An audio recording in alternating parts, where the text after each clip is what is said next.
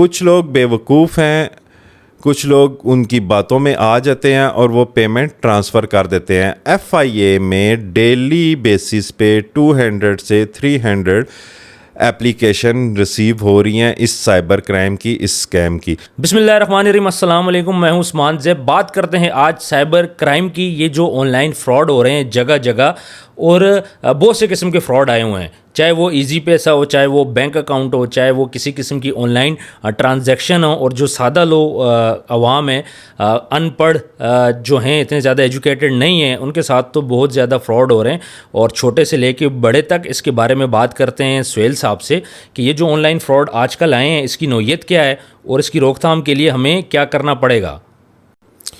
अस्सलाम वालेकुम व्यूवर्स, कैसे हैं आप? उस्मान साहब, आजकल एक नया फ्रॉड चला हुआ है। आपकी फेसबुक आईडी में जिस तरह आपने कोई प्राइवेसी नहीं लगाई हुई, आपके फ्रेंड लिस्ट ओपन है, तो वो चेक करते हैं कि आपका फ्रेंड एंड फैमिली कौन बाहर किसी आउट ऑफ कंट्री है। तो फिर उसकी वो फेक आईडी बनाते हैं और आपको उस फेक आईडी से ऐड करते हैं, और आपके जो फ्रेंड्स हैं उसमें 3-4 और लोगों को भी वो ऐड कर लेते हैं ताकि आपको डाउट ना हो कि ये कोई अननोन पर्सन है। उसके बाद उनका तरीक़ाकार ये है कि वो आपको मैसेज करते हैं और आपको बोलते हैं जी कि हाल हवाल पूछते हैं। उसके बाद गपशप लगाती हैं 1 दिन 2 दिन, फिर आपको वो बोलते हैं कि आप अपना अकाउंट नंबर दें, मैंने कोई चीज़ बाय करनी है, मैं आपके अकाउंट में पेमेंट ट्रांसफ़र कर रहा हूँ। तो जो सादा लोग होते हैं, अपना रिश्तेदार, अपना दोस्त समझ के वो अपना अकाउंट नंबर दे देते हैं, और उसमें वो लालच ये देते हैं कि मैं आपको एक अमाउंट सेंड कर रहा हूँ, उसमें से कुछ अमाउंट आपने मेरे किसी बंदे को देनी है, बाकी आप अपने पास रखिएगा, मैं साल बाद आता हूँ, 2 साल बाद आता हूँ, या जब भी आता हूँ तो वो अमाउंट मैं आपसे ले लूँगा। ठीक है, लोग इस झांसे में आके तो एग्री कर जाते हैं।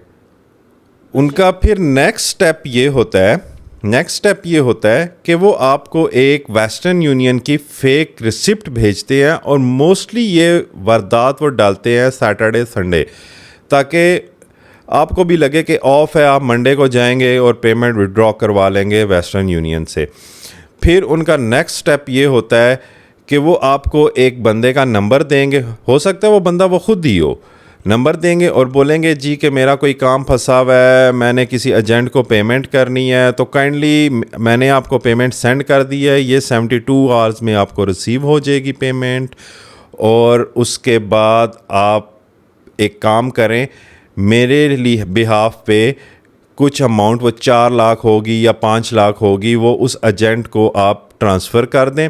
मंडे को जब आपको पेमेंट मेरी रिसीव हो जाएगी तो आप वो अपने पैसे रख लीजिएगा। फिर वो शख्स एजेंट से रब्ता करता है। एजेंट आगे क्या कहानी डालता है? एजेंट आगे ये कहानी डालता है कि जनाब 4 बजे का या 5 बजे तक का टाइम है, उसके बाद आप ये अमाउंट डबल भी दें तो उनका काम, जो आपके रिलेटिव हैं या आपके दोस्त हैं, उनका ये काम नहीं हो सकता, तो काइंडली इस टाइम से पहले पेमेंट कर दें। कुछ लोग बेवकूफ़ हैं, कुछ लोग उनकी बातों में आ जाते हैं और वो पेमेंट ट्रांसफ़र कर देते हैं। FIA में डेली बेसिस पे 200 से 300 एप्लीकेशन रिसीव हो रही हैं इस साइबर क्राइम की, इस स्कैम की। अच्छा, वो आप ये कहना चाह रहे हैं कि किसी जानने वाले की आईडी पकड़ते हैं, आपसे कांटेक्ट करते हैं, फिर आपसे पेमेंट का तकाजा करते हैं, आपको 2 नंबर वेस्टर्न यूनियन की स्लिप देते हैं, और फिर आपको बोलते हैं कि भाई सैटरडे संडे तो हमें पेमेंट अर्जेंट चाहिए। तो ये ज़ाहिर है वो अटैम्प्ट काफ़ी करते होंगे, कुछ लोग उनकी बातों में आ जाते होंगे, कुछ लोग नहीं आते।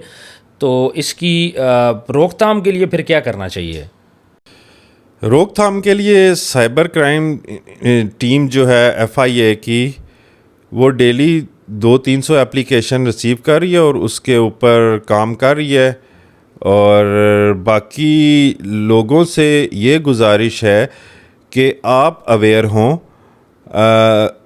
आप ऐसे लोगों के झांसे में ना आएं। यही एक हल है इसका। बाकी अगर आप कहें कि इसकी कोई रोकथाम किसी इदारे की तरफ से होगी तो इदारा क्या कर सकता है? बिल्कुल ऐसे ही है, इदारा कुछ भी नहीं कर सकता। अच्छा, और भी मार्केट में, ये तो आपने बताया फेसबुक आईडी से एक फ़्रॉड आ गया, इसके अलावा अक्सर वो इजी पैसा वाला फ्रॉड भी करते हैं। कॉल करते हैं, आपको लालच देते हैं, जी लाख रुपए आपको लोन दे रहे हैं, इजी पैसा की तरफ से हम लोग बात कर रहे हैं, तो फ़लाँ एप्लीकेशन ओपन करें, फ़लाँ जगह पे आप क्लिक करें। तो अक्सर जो सादा लोग हैं वो इस बातों में आ जाते हैं। तो मुझे ये बताएं, ये फ्रॉड करते हैं क्यों हैं इतने ज़्यादा? इससे जब इनके पास इतनी जहानत है, इतने ये कॉम्पिटेंट लोग हैं, तो कोई सीधा काम करें। सर, इनको इजी इनकम चाहिए बेसिकली। अगर ये इतने ज़हीन हैं, इतने मेहनती हैं, तो हक हलाल की कोई रोज़ी तलाश करें, अपने बच्चों को हक हलाल की रोज़ी खिलाएं, बजाय इसके कि आप बैठ के स्कीमें तैयार करते रहें और उसके बाद सादा लोगों को लूटें, लोगों का हक मारें। ये आपको मैं एक बात बताऊं उस्मान साहब, आप ये बात तो तय है कि वक्ती तौर पे शायद आपको ये फ़ायदा नज़र आएगा, मगर इसकी बहुत बड़ी कीमत इन लोगों को अदा करनी पड़ेगी, अपने घर के प्रॉब्लम्स की सूरत में, अपने औलाद की सूरत में, अपने बहन भाइयों की सूरत में बहुत बड़ी कीमत अदा करनी पड़ेगी। अच्छा, इसके अलावा और कौन कौन से फ्रॉड हैं?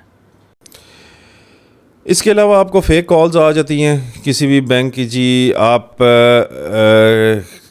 ने एटीएम रिसीव किया, आप एक्सपायरी डेट बताएं, फिर अपना एटीएम नंबर बताएं और हम बैंक की तरफ से हैं।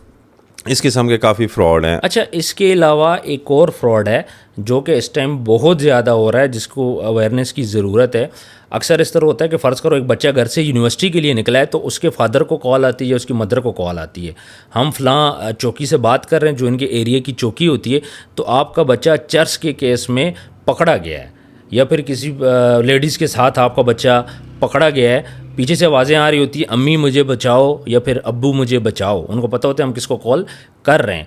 तो वो इतना एक पीछे गाड़ियों का आवाज़ होती है और इतना क्राउडेड होता है कि आपको समझ ही नहीं आती ये आपका अपना बच्चा है या कोई और है। डेफिनेटली आपको इस तरह कॉल आए पुलिस की तरफ से तो आप डर भी जाते हैं।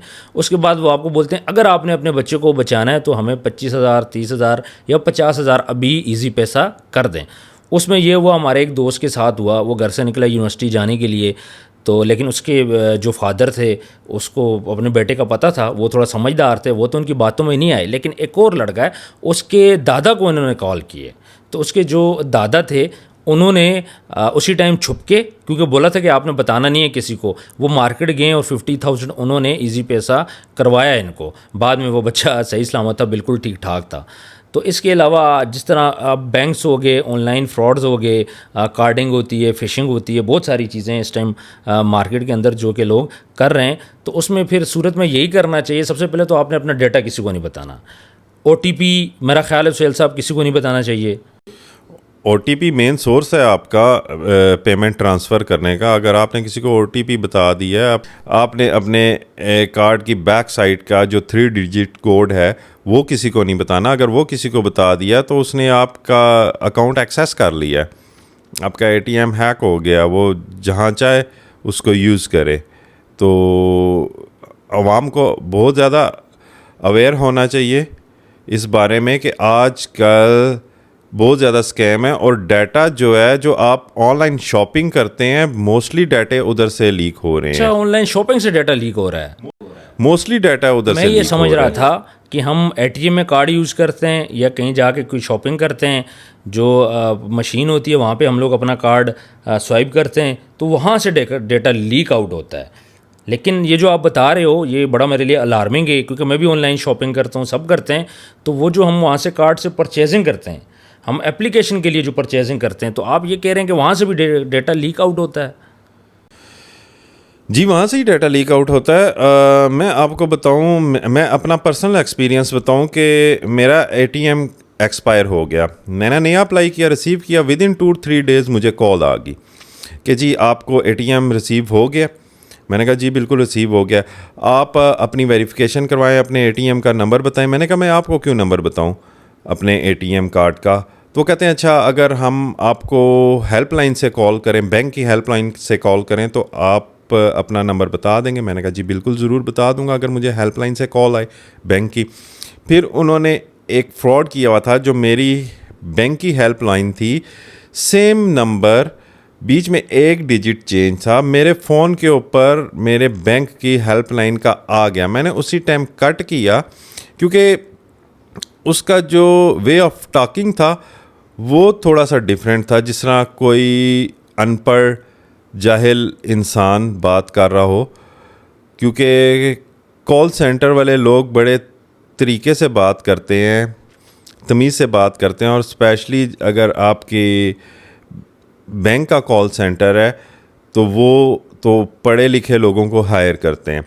तो मैंने उसी टाइम अपनी ब्रांच में कॉल की, उन्हें बताया, उन्होंने कहा जी स्कैम है, किसी को भी ना बताइएगा, और बैंक की हेल्पलाइन से आपको कभी भी आपके डेबिट कार्ड की या क्रेडिट कार्ड की वेरिफिकेशन के लिए कॉल नहीं आएगी। आपको जो भी इस किस्म की कॉल है डायरेक्ट अपनी ब्रांच से आप कांटेक्ट करें। बिल्कुल सही कह रहे हैं, मेरे साथ भी इस तरह हुआ था कि मुझे बैंक की हेल्पलाइन से कॉल आई थी।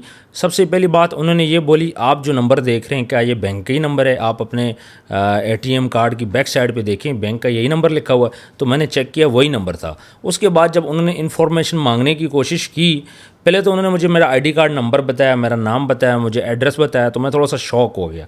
उसके बाद जब उन्होंने मुझसे इन्फॉर्मेशन लेने की कोशिश की तो तब मुझे थोड़ा सा अलार्मिंग हुआ। सबसे पहले मैंने बैंक कॉल की, मैंने उनको बोला कि मेरी इस टाइम पे ऑनलाइन ट्रांजैक्शन बंद करें, मेरी ऐप क्लोज़ कर दें, मेरे एटीएम क्लोज़ कर लें।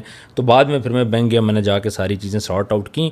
तो ये डेटा इनके पास, इतना ऑथेंटिक डेटा ये कहाँ से आता है?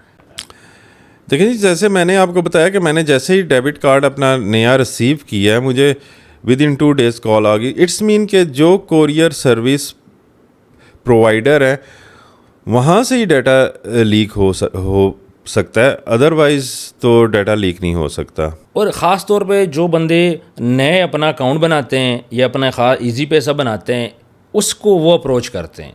तो ये जो नया जो डेटा है, फिर इसका मतलब है कि इसके अंदर फिर सारा सिस्टम इन्वॉल्व है। बैंक है तो बैंकर्स इन्वॉल्व हैं, ईजी पैसा वाले हैं तो उनका स्टाफ इन्वॉल्व है जो उनको डेटा देता है। कोई तो आखिर उनको डेटा दे रहा है ना।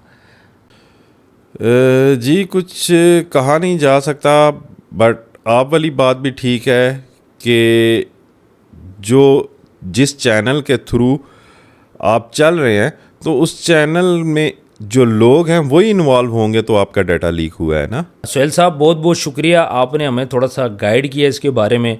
तो व्यूवर्स, आपने भी इन चीज़ों का बहुत ख्याल रखना है। सबसे पहले आपको कोई भी कॉल आए OTP शेयर नहीं करना, या फिर वो आपको ये बात बोलें आप अकाउंट के अंदर जाओ, फ़लाँ आपके पास ऑप्शन आई है, इसको एक्सेप्ट करें।